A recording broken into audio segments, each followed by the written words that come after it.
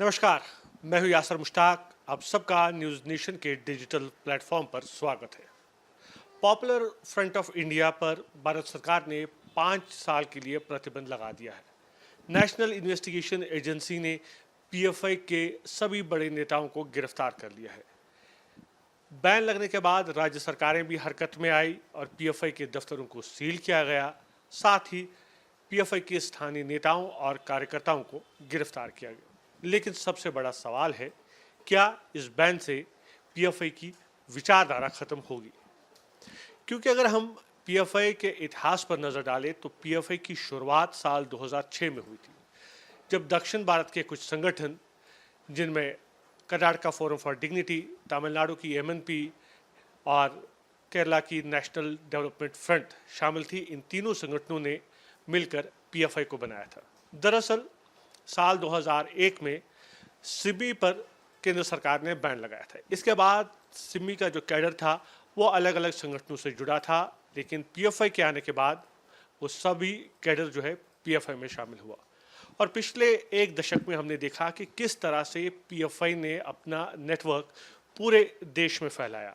इसकी खास वजह यही थी क्योंकि हर जगह पर सिमी का कैडर जो था वो पीएफआई में शामिल हो रहा था। इसके बाद पीएफआई ने सीएफआई बना दिया, कैंपस फ्रंट ऑफ इंडिया, जो एक छात्र संघ था।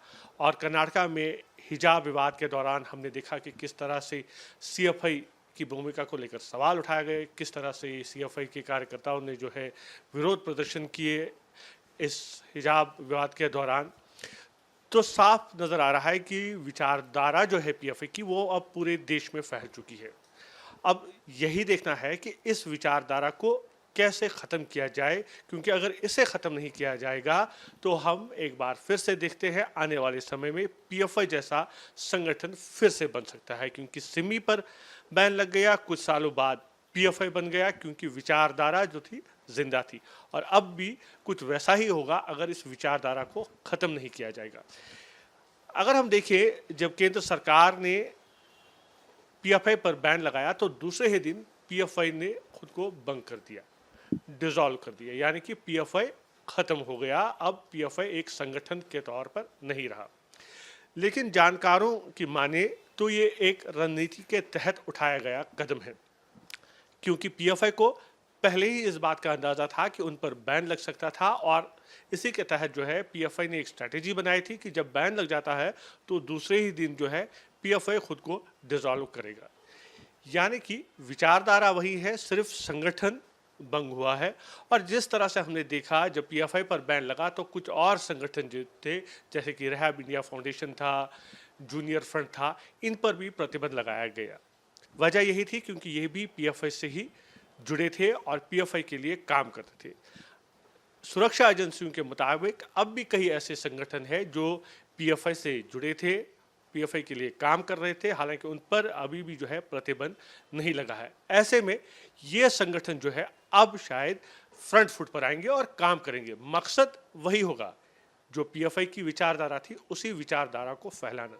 तो कहीं ना कहीं अब ये ज़रूरी बन जाता है कि केंद्र सरकार विचारधारा को ख़त्म करने के लिए कदम उठाए। किस तरह से जो है पीएफआई को, कैडर को एकजुट होने न दिया जाए।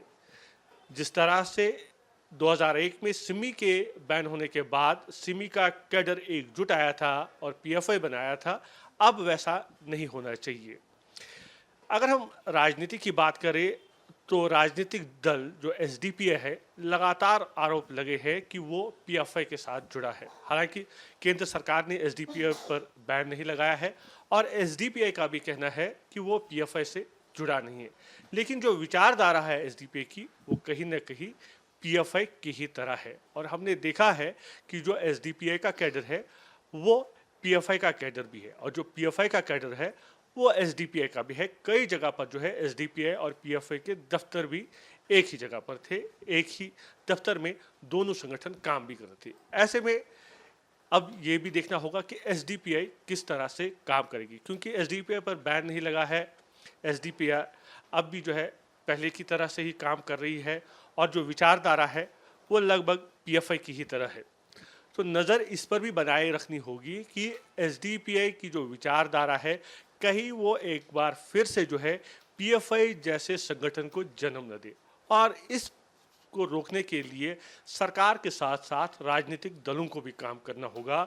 और जो लोग पीएफआई से जुड़े थे, जिनकी गिरफ्तारी नहीं हुई थी क्योंकि वो आइडियोलॉजिकली पीएफआई के साथ थे, कुछ लोग जो है सोशल वर्क के तौर पर पीएफआई से जुड़े थे, उन लोगों को समझाने की ज़रूरत है और उन्हें ये एहसास दिलाने की ज़रूरत है कि किस तरह से पीएफआई देश विरोधी काम कर रही थी। अगर इसमें सरकार सफल होती है तो शायद हम फिर एक बार पीएफआई जैसे संगठन को देश में नहीं देखेंगे।